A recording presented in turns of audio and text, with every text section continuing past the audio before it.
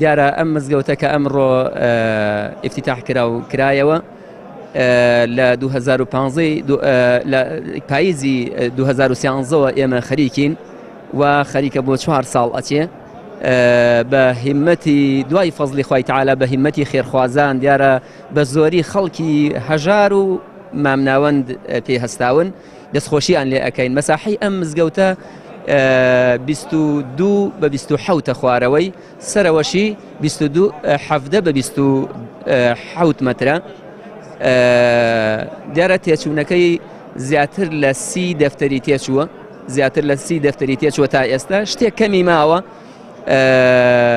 هەندێشتی بەسیتە. ئومێد دەکەین ئینشاءالله خوای تەعالا چۆن موسڵمانانی موفق کردووە تا ئێستا هێناویانە لەم سەردەمە قەیراناویەیە.